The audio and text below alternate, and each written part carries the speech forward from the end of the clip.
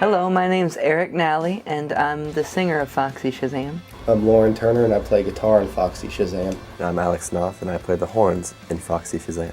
The name came from a place. Well, I went to high school, and it was the biggest inspirational point in my life so far.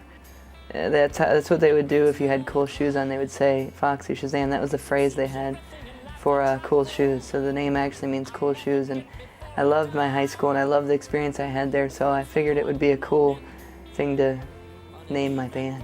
It's definitely something that we're not, we're all born to be entertainers, and we're born to be on the stage or in front of a camera or whatever it is. We just want attention, as much of it as we can get. So we definitely welcome it, and it doesn't scare us at all. It's just something that our ultimate goal as a band is to be the biggest band in the world. And I know we're a long way from that right now, and we got a long way to go, but that's our ultimate goal, and that stuff's bound to happen if you want that to happen with your band, Just, it's more of a collaborative thing, Sometimes a lot of the vocals and the melodies will come from me and Alex, and we'll sit down in front of a piano, or we'll take it to Norm and play guitar with it, or we'll take it to Sky. We usually start out in pairs to get the basic idea down, and the pairs are always different, We try different people, and then by the end of that process, we get together as a band and just kind of sit in a circle and show the idea, and then everybody kind of throws their 2 cents in and build it from there. A lot of our tours we've done is with bands that are just as unknown as we are, or so this is a tour that we're excited about because it's so established already. Everybody knows who Courtney Love is, and I love being a part of anything that has a history. One exciting experience that we had playing with Hole was tell them about the Austin show. With Woody Harrelson and Matthew McConaughey were there at the show. Oh yeah, they came out to watch a whole set. He's actually wearing the same kind of hat. I think that inspired Eric to get that hat. Yeah, he was wearing the same shirt too. And I got these shoes because I saw him wearing it. Well, he's just behind making up drinks, and I think he was kind of out drinking himself too, but he looked right at me. He's like, "You want this?" I was like, "Yeah." And he right when he went to grab it, I was kind of going for it, and someone was just like, "Ooh." I was like, "Man," but he looked at me. Something about being real manly is kind of gross to me. So I always was more into dance and ballet and just being light on my feet and not Where's my tool belt? Yeah, get my tool belt. The live show, like I said earlier, is we're all natural born entertainers. That's the way we came out of our moms. Anything we can do, from eating cigarettes to doing flips to hanging from the ceiling or whatever, to get everybody to look at us. That's what we're gonna do.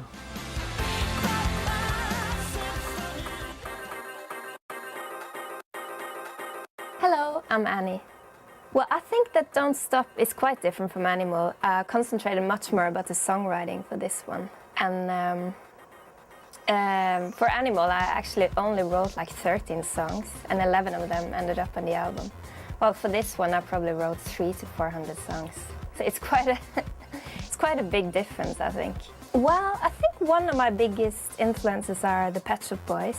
I'm really, really big fan of them. I just think they're amazing, and I love the sound, and I just love their music, and the lyrics is just genius. Well, I'm from Norway, so I guess one of the first records actually I ever bought was Aha. And one of the first songs I heard was Take On Me. And I just loved it. I thought it was amazing. And I had a little bit crush on Paul, actually. I think the guy that nobody likes. I really liked him. But he wrote all the songs, When I'm DJing, the most important thing for my music, what I've learned over the years while DJing, is that I learned a lot about the sound and how songs work in clubs and stuff. So I'm very always thinking a lot about, the drums and the bass. And it's just got to sound punchy, it's got to sound good. I lived in Berlin now for, I guess, 1.5 years, and it's a lovely place to live in. I mean, it's a small city in a way, but at the same time, compared to US, it's quite a small city. It's a lot of great clubs there, so I go to quite a lot of clubs. I think the best one is Berghain and Panorama Bar. That's just amazing. When I make music, I always start with the melodies. And I have my own laptop with me everywhere I go. And I use this program called Ableton Live. And Yes, I maybe, and then I have a microphone, so I record the melody. Just sing, you know, basically without any drums or anything. And afterwards, I maybe record like, I have a tenorian and a couple of drum machines. So I get the ideas for drums, bass line, and maybe a synth line. So I try always to do like the demos at home. And then later on I go to different studios and work with producers that I think would suit for the particular song I'm doing.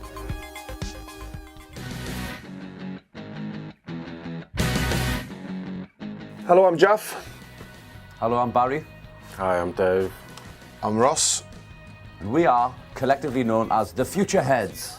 With this album, it's very different, you know, to any we've made because we chipped away at it, you know, very, very gradually. So our heads really weren't on making albums rather than just making songs. Yeah. So, you know, we wanted to reinvigorate our kind of innocence that we had when we were very young, when we were teenagers, you know. I don't know. We didn't see it as making an album. We just saw it as getting in there and writing the songs. And we were at home making it for the first time since our first album as well, which means you can write songs about things that you see in front of your eyes. I think we would definitely consider ourselves to be a punk rock band for sure. You know, the spirit, the energy, the speed. We're talking about tempos here, not amphetamines.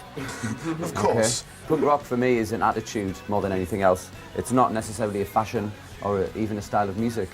To me, John Coltrane was a punk rocker.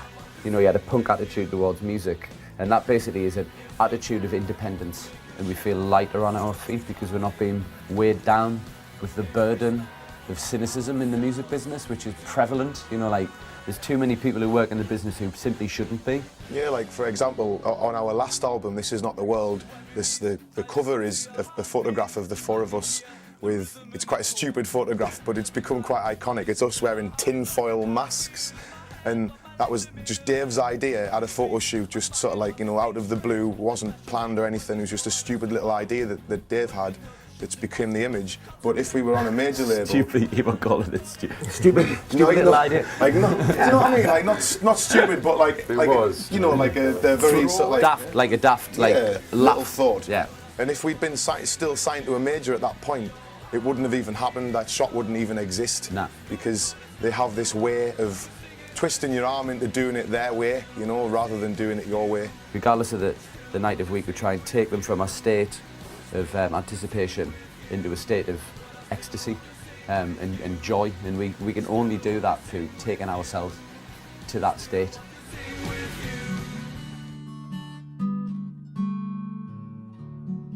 I'm Shelley Wright. This is a big week for me. I'm feeling a wide range of emotion, but I feel like it's my birthday. It's the beginning of my full realized life. This is my coming out week. The name of my memoir is Like Me. My story, I think, just like anyone trying to come out, and it's difficult for anyone to be fully understood. So I thought the best way that I could do it would be to sit down and put pen to paper. I had written the chapter about the night that I nearly took my life. I think it's really important to show that this isn't a scandalous, salacious tell-all. This was do or die for me. I needed to step up and tell the world who I am. Not because I'm a celebrity, but because I'm a human being. And in my culture of country music, no one had ever come out. And it would be so awesome if I were the 5th gay country music artist to acknowledge her homosexuality, but I'm not. I just happen to be the first. I would have given anything had I been a little kid back in Kansas playing my piano, dreaming of being like Loretta Lynn or Buck Owens or Conway Twitty, like I was dreaming that dream, had I been able to read liner notes on albums like I did, and had I seen anything or anyone that represented someone like me, but I didn't. And now I know there is a little girl or a little boy practicing their guitar in Lincoln, Nebraska, thinking Taylor Swift is the greatest thing in America, and they want to be just like her, and they know that they're different like me, and now they can know, whew, I don't have to be the first. And I'm proud of that. My sexuality does absolutely factor into this record, Lifted Off the Ground. These songs are a direct result of my breakdown. I didn't decide to come out until we were halfway finished making this record. And part of why this record had to be held back to be released with the album, with the book, Like Me, is because there's a particular song on the album called Like Me that is, there's no doubt it's about my relationship with a woman. So there was no way that we could release it without my outing myself. And so halfway through the making of the record, I told my producer, I'm going to come out. And he said, how are you going to do it? I said, I don't know, but I'm going to do it well. And I sent him away and said, I need to send you a song. It's at the musical heart of what these other songs are about. He said, okay. So I emailed him the song, Like Me, which is clearly about my relationship with a woman. I emailed him the song. I went downstairs to my office, opened my laptop, and I wrote the title page of my book, Like Me, and that's the day I started my book. And what I have to say to the country music industry is, I don't want to be left out. It's going to break my heart if I lose my country music career. I love it. But if that's what happens, so be it. And I'm incredibly proud to be a person that they've already signed off on and said, we like that gal. We're going to give her hit records, and we're going to nominate her for awards, and we're going to give her awards, and we're going to honor her with humanitarian awards and honors. And I'm proud. I'm proud of the things I've done. I'm proud of the things I will get to do. And I hope they don't decide to leave me out, but if they do, I will find my way.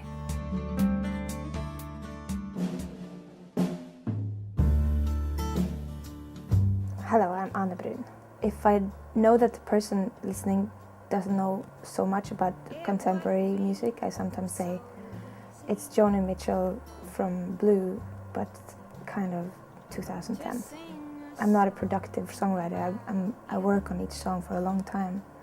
I have quite high standards for myself on the songs. Of course, inspiration is it's always the first seed of a song. You sit on a bus or you're home or whatever, first inspiration comes, but the real work is afterwards, when you sit in your studio and just kind of focus and do it.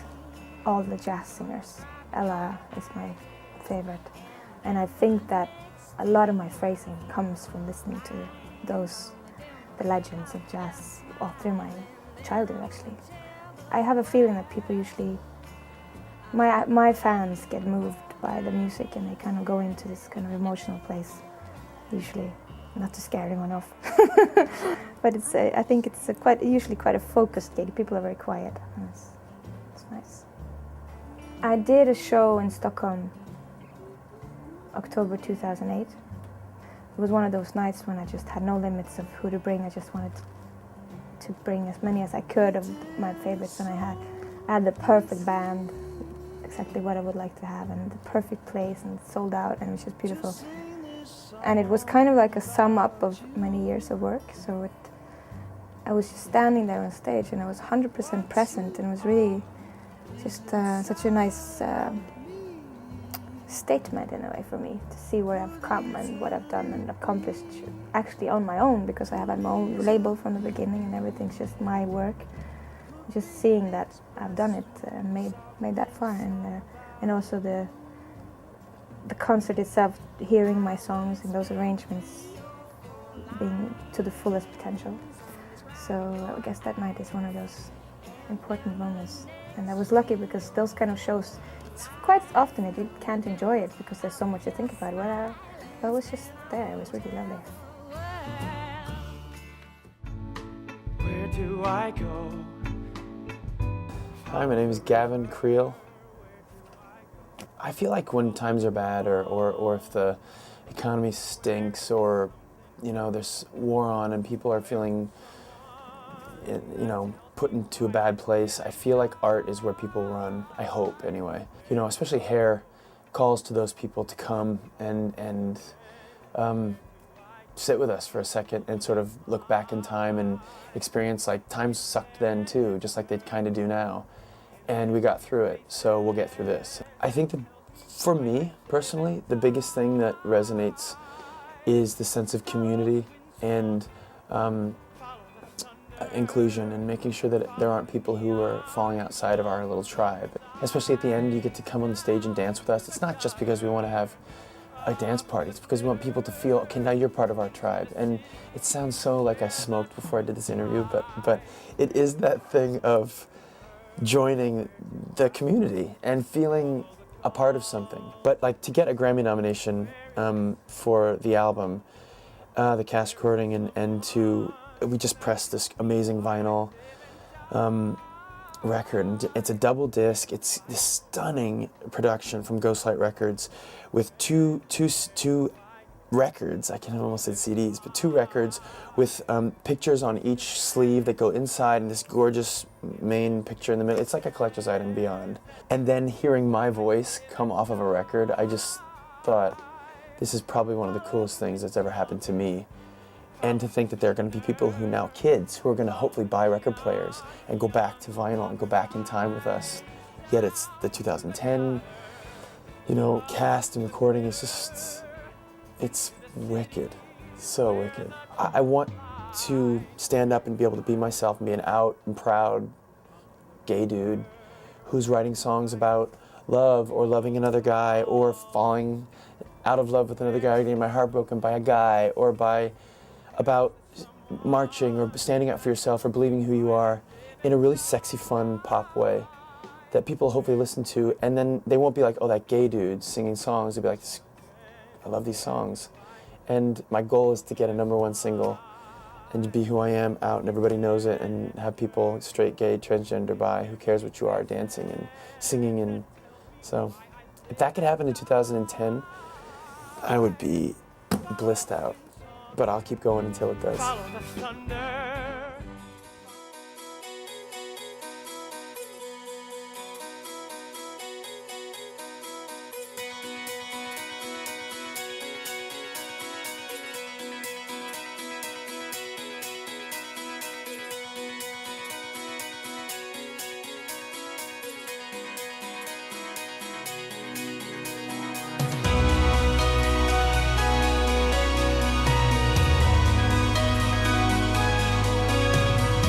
I'm going to start with an obvious starting point. You could be described as the anti-Ann Coulter. You're blonde like she is. You're young, not like she is. And you're very, very progressive. Thank you. And I'm flattered by that. Anybody that's going to call me the anti-Ann Coulter, anti-Rush Limbaugh, I'm totally flattered, and I think it's just a flattering compliment. Why do you think the positions you've taken, pro-gay marriage, a very strong line against the abstinence programs that have been promoted by parts of the Republican Party. Why do you think those positions have created such a problem for the sort of Republican machine, really, or the Republican Party to get to grips with? Well, I just preach the way I live my life, and on election day, a very close friend of mine that was actually on the trail with me is gay, and he was around the entire time. He's still a very dear friend of mine. And on election night, obviously I was very upset, and he was like, and here's the kicker, Prop 8 passed. And I was like, what? And we were like, I was like, more vodka, like what is going on in the world? Because it seemed like the two wouldn't correlate. You would assume that if President Obama being elected, you would assume that Prop 8 wouldn't have passed. And so I just remember being completely shocked. And I told him on election night, I was like, we're gonna fight for this, and I'm gonna do whatever I can to help fight for this.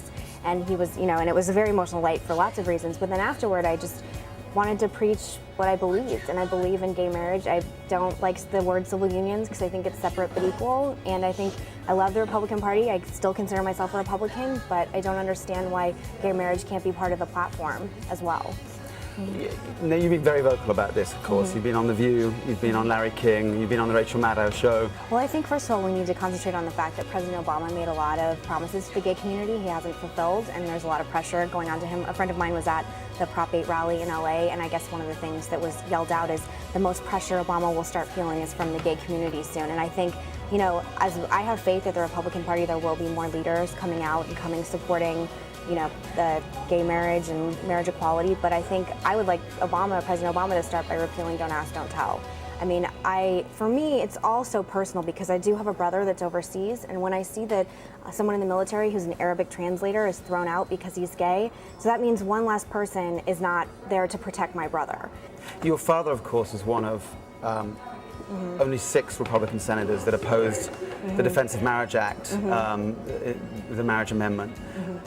He felt at that time very strongly that was the wrong road to take. I think you could say the opposite, that President Obama exploited, saying I hope President Obama fulfills his promises. I really do. But I think it's politics. I don't think my father exploited homophobic elements.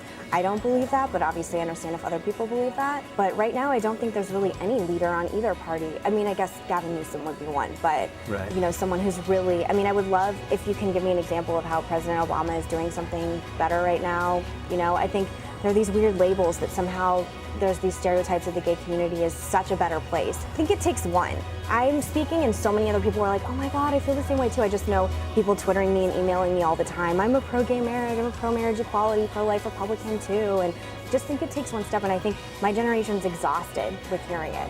While it may be true that Obama hasn't yet fulfilled his promise to the LGBT community, people like me may have a sneaky suspicion that in the McCain family, where you support gay marriage, your mother supports gay marriage, that actually John McCain's position was never really a personal one. It was always an electoral position. A sneaky suspicion that perhaps John McCain shares your position as well. Can't we look forward onto the future? And I have conversations with my father. I do. I'm putting pressure on him. I swear I am. He's not really homophobic, though, is he? No, my God. He probably would. Homophobic. His chief of staff is a openly gay man. No. I am a Christian, and I love everyone, and I believe in loving people as God made them, and I think people are born gay. I don't think it's a choice. I have faith down the road my father will change his mind. I think me being so active about it, too, and me, sort of saying, like, what about all the, gay people that worked on the campaign? What about all the gay people that are in my life and your life? Honestly, if my party nominates someone like Mike Huckabee in 2012, I mean, I can't support someone who thinks, what he believes about the gay community. There are boundaries that I wouldn't be able to support the Republican Party, but I think right now is a perfect opportunity for people to be more open-minded and really push progress, Thank you very much. Thank you.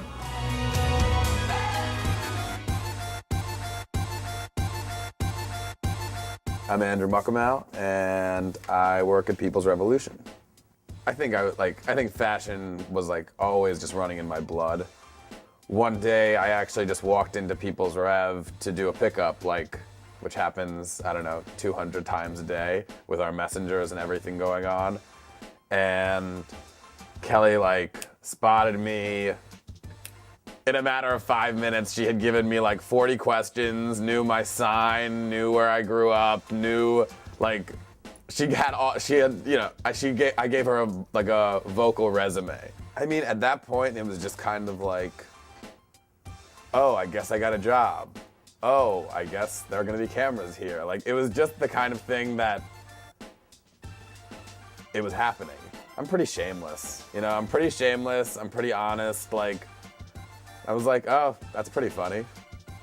It's the real People's Revolution, and I know that, and that's why when we watch it, we are all on our asses laughing. It is so funny because, it's hysterical. We lived it. It's edited in a way that makes it more entertaining because now we can look back and we weren't actually living it. Well, I mean, Kelly's just totally fearless and she doesn't apologize for anything, which Kelly and I, we have a lot in common anyway. We're two peas in a pod. And I think that's kind of, she reads energy really well, and she likes to think that she's psychic. I don't really know if I believe in people who are actually psychic, but she definitely reads energy and can feel people immediately. And I definitely think that she saw that in me, right off the bat, the day I walked in. A task that I think is totally impossible, and I'm sitting at my desk I'm not responsible for doing this at all, but I'm part of the person who is responsible, and I start to panic, being how is she gonna pull this off? you know, and then always, like, no questions, she does it, you know, and it's only that thing of like, whoa, I remember when you first started discussing this, I thought it was like a sick joke, you know, and that kind of a thing happens every day. So it really just teaches you to, like, push yourself, you know, and like every day push yourself, or else, you know, what's the point? What's the point of doing anything?